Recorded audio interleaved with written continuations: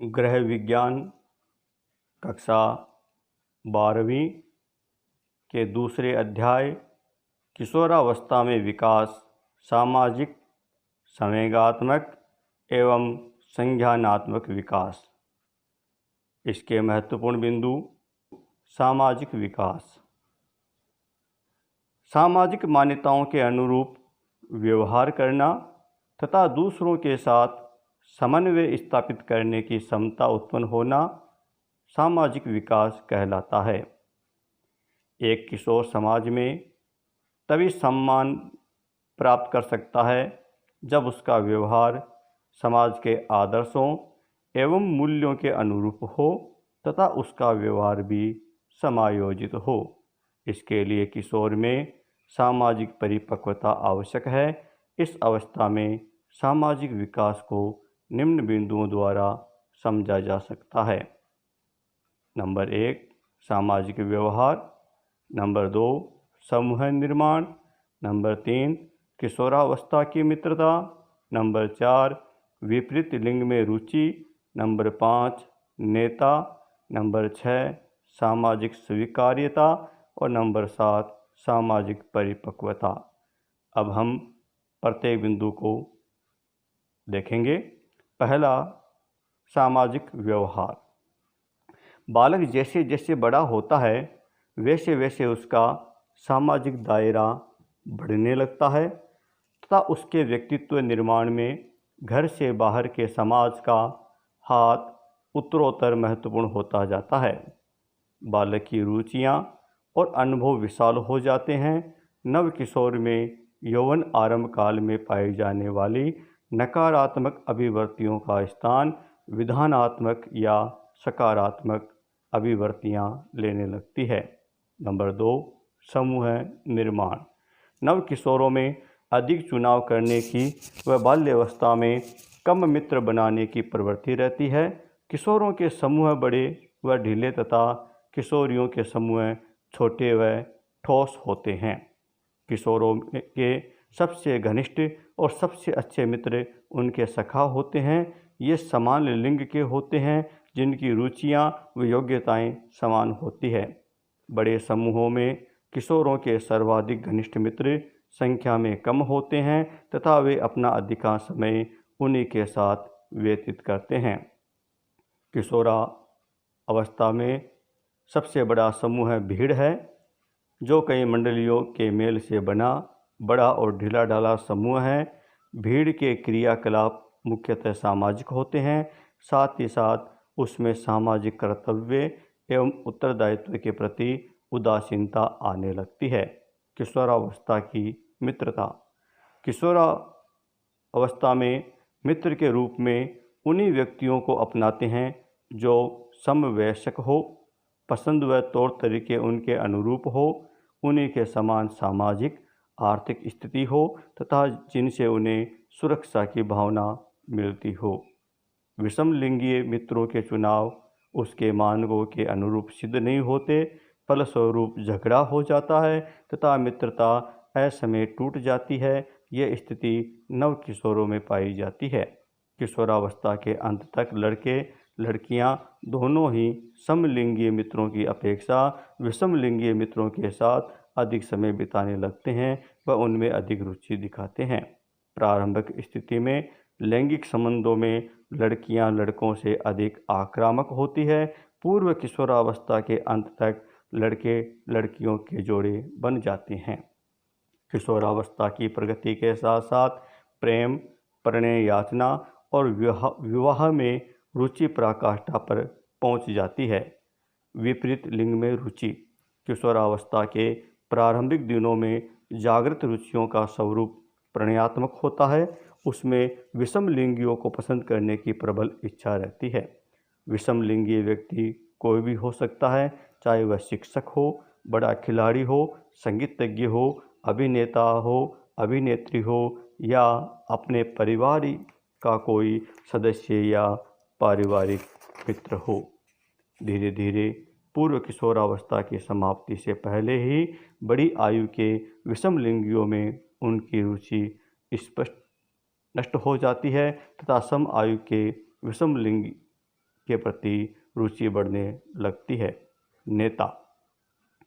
नेता बनने के लिए किशोर के अंदर ऐसे गुण होने चाहिए जो समूह के सदस्यों के गुणों से श्रेष्ठ हो और उनके द्वारा सराहे जाते हो। 14-15 वर्ष की आयु तक लड़कियां नेता के रूप में लड़कों को चुनना पसंद करती है, जबकि लड़के अपने नेता के रूप में लड़के को ही चुनते हैं। सामाजिक स्वीकार्यता। समवयस्कों में लोकप्रिय होना। नव किशोरों की प्रबल इच्छा होती है। अलग अलग किशोरों को सामाजिक स्वीकार्यता अलग अलग मिलती है। उच्च प्रतिष्ठित किशोरों को ये सामाजिक स्वीकार्यता अधिक प्राप्त होती है, जबकि एकाकी किशोर का सामाजिक स्वीकरण बिल्कुल भी प्राप्त नहीं होता है।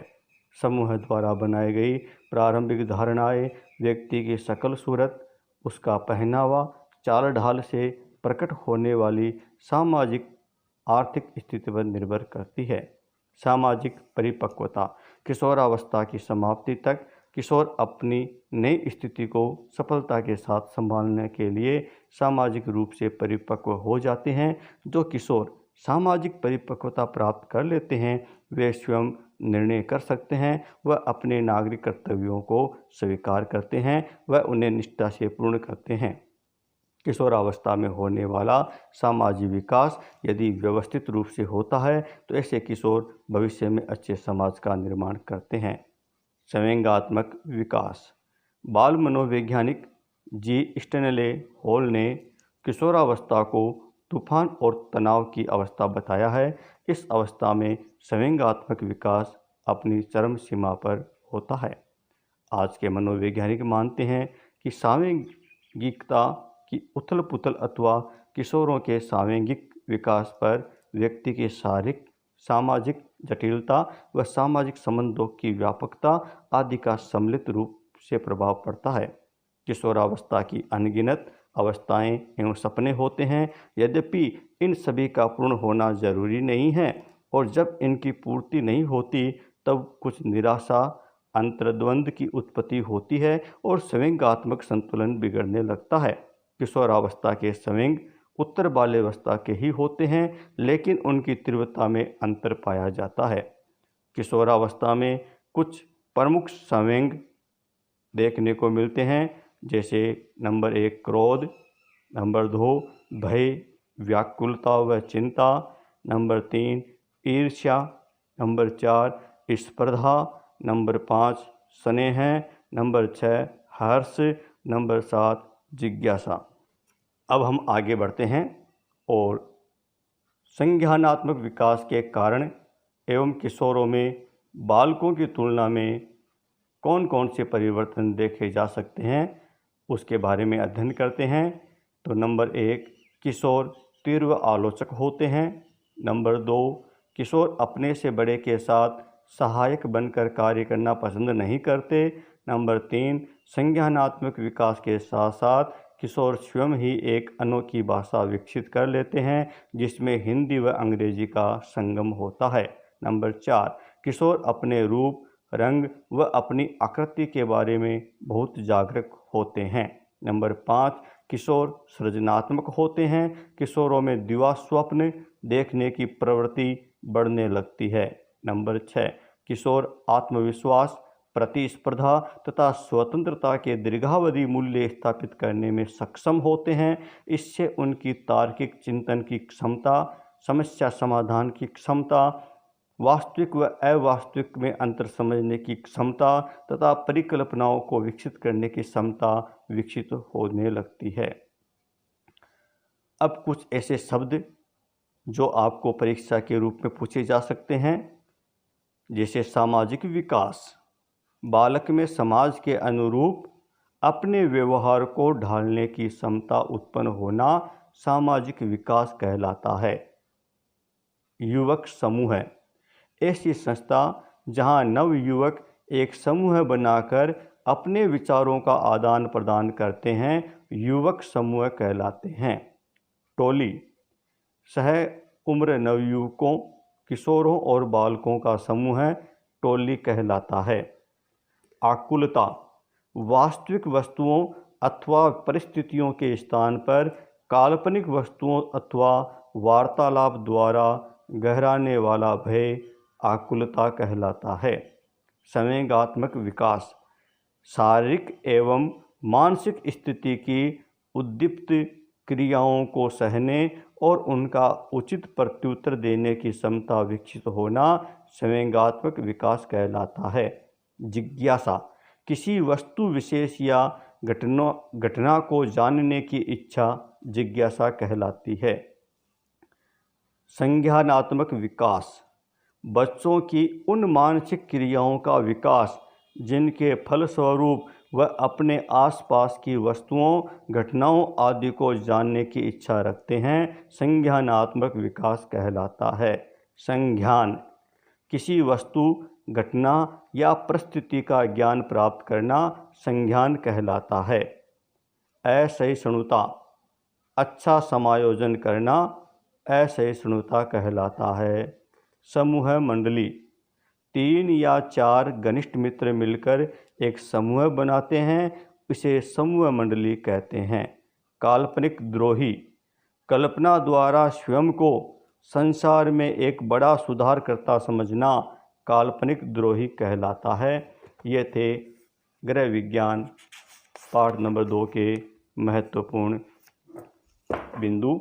अब हम आगे तीसरे अध्याय के बारे में पढ़ेंगे।